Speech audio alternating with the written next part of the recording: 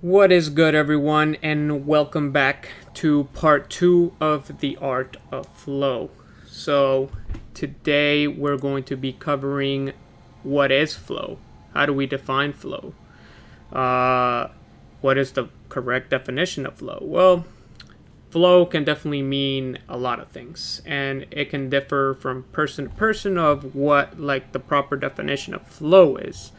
But I kind of want to define flow state first, so you can kind of comprehend and use this in tandem with flow, because flow state is definitely different than just flow. So if you have ever felt completely absorbed in something, you might have been experiencing a mental state that psychologists refer to as flow. Achieving this state can help people feel greater enjoyment, energy, and involvement.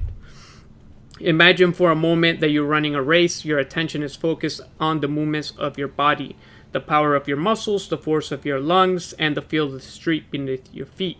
You are living in the moment, utterly absorbed in the present activity. Time seems to fall away. You are tired, but you barely notice. This is an example of a flow state.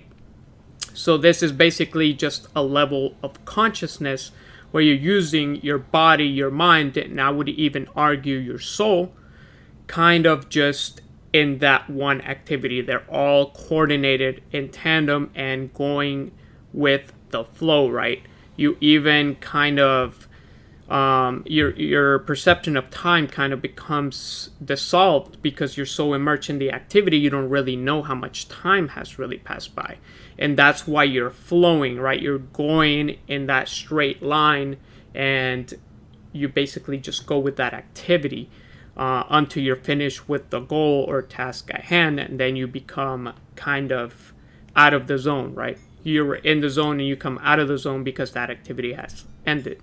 So that's kind of what flow state is, and you can definitely use this in gloving, right? Because your mind, body, and soul kind of have to be in tandem in the show to really give you that feel that your fingers are alive, right? That they're telling a story with the lights. So that's kind of where you can use that flow state. But what are flow arts? So why does flow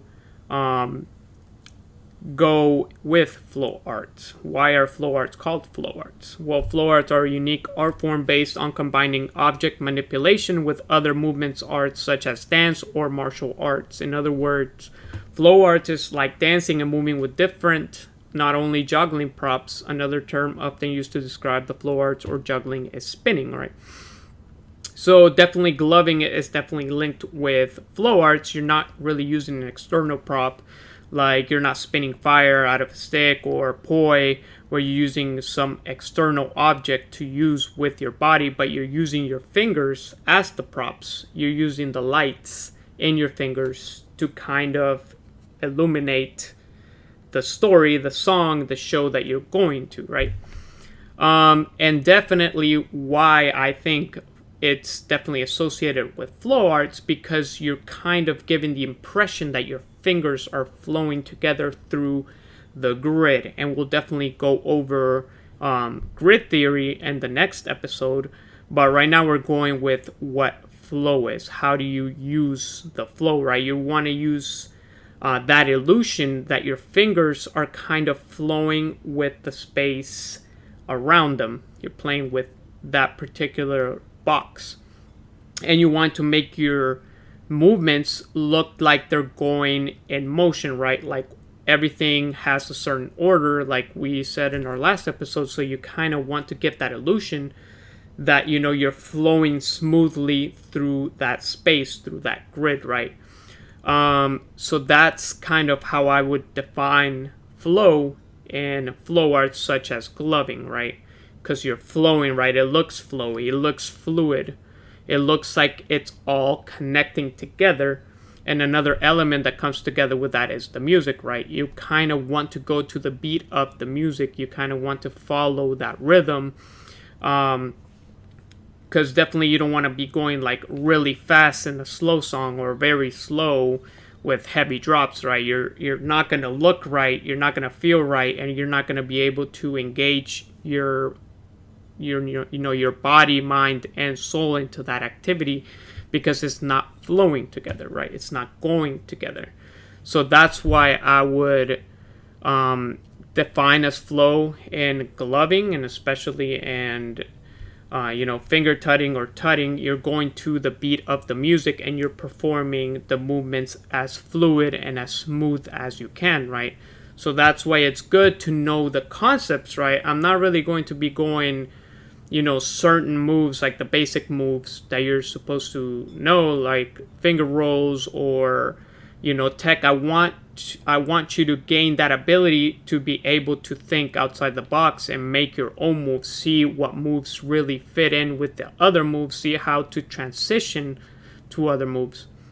Because the problem with that is like, especially with tutting, they teach you a certain routine, a certain combo, but you're just kind of doing the combo out of muscle memory, right? You're not really engaging your whole body and mind into that activity because you're just doing it out of memory. But if you actually start knowing the kind of basics of the concepts and knowing how they work, how they flow with each other, how you connect and transition out of moves, then you can kind of engage that flow state into your movements, right? You're not just doing it by memory, you're moving with the song and you're kind of freestyling the moves. The moves just kind of flow together. They just come out of you because you know how to engage those movements with the show. So you can use that in tandem with flow, with the flow state, right? Because you're not just doing a routine. Because a routine, you just have to practice the moves and know which moves come after the other. But with this art, is you kind of want to get good at flowing, where you're not really doing a predetermined set of moves. You're kind of figuring out as you go, and that's how you kind of use the flow state, because you don't really have a routine planned, right? You're kind of just flowing along. That's what you kind of want to get your mindset to. You want to get your mindset to, okay, I don't just want to perform the moves I know and just show off how many moves I can make. You kind of want to go with the music and get as good as where you don't really have to think about the moves or what moves you're going to make next, right? Because then you kind of get stuck because you're like, oh gosh, what can I do from here, right? You have like a couple of options, right? You can definitely hinge to this. You can definitely trace into this. You can basically shift it, move it closer, move it back. And when you understand that kind of law that you kind of have to flow along and figure out how to transition out of each move, it kind of makes your show better and makes you a better flow artist overall, because you know how to flow, you know how to do certain moves in sequence to the others, and you don't have to have a predetermined combo in mind or routine in mind to a show. Now, I'm not saying you can't do like a light show, predetermined light show where you know what moves you're going to make, because you want to make it as good as possible. But when you're doing it in real life, right, you want to imitate the music as it goes, and that's how you kind of learn new concepts and implement them into your shows. But it's more about just knowing moves. It's about how you perform the moves, how the moves look, and how you transition, because it's a show, right? You're not just dancing. You're kind of figuring out different concepts and how you combine them together to make them fluid, and not just learning the moves themselves, right? That's where I would argue that you're kind of using your soul to display these movements as well, because they kind of correspond so perfectly sometimes that it cannot just be, just muscle memory or just, a simple move that you're just performing. It kind of has something deeper behind it. And that's where I kind of have like that sacred geometry link where I explained in my first video, where everything comes after the other, right? There's like a certain pattern. And when you start studying sacred geometry, you kind of absorb that into your subconscious. So your mind kind of has that mindset of thinking with shapes, right? Because you're doing that when you're gloving. You're kind of making shapes and trails and you're kind of thinking in a grid-like mentality. You're kind of thinking in geometry. You're thinking about circles, squares, or lines, or curves, spirals. That's where you kind of want to get your mind to when you're flowing. And as much more as you study the sacred geometry, those patterns will kind of become ingrained in you better as you practice them, and your mind will have that grid mindset. And that's why we're gonna be covering the grid in the next part of the series, how you use the grid properly. Here I taught you how to really move along the grid, but how do you define the grid? How do you really move around the grid? How many ways are there to move around the grid, right? There's a lot of stuff that you can cover with grid theory, and I think this is very essential to know, especially if you're trying to be a flow artist, or you're just beginning and you don't really know, or nobody has explained grid theory to you. So I'll definitely be going over that in my next video. But I just kind of wanted to define flow and how it is involved in gloving and flow arts and dancing in general. And definitely flow state can definitely be achieved in other things, right? You can be playing a video game and using flow state where your mind is completely immersed in that activity, immersed in that thing you're doing. So you can be doing a lot of different things now that you're aware of this flow state, and that you can attain this flow state, and that you can definitely improve and be better with this in mind, right? You're not just learning moves, you're learning how to throw them out, right?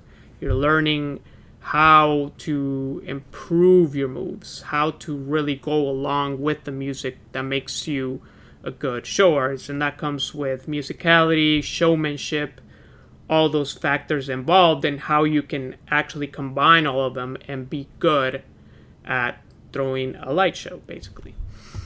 So I'll be going over that in the next video, how we move around the grid, what is the grid, how do you really use the grid, and how do you have that mindset of grid theory when you're doing gloving or flow arts, or any kind of dance that you're performing. So we'll talk about that in the next video. I hope you learned something new, and I hope you guys are practicing your flow.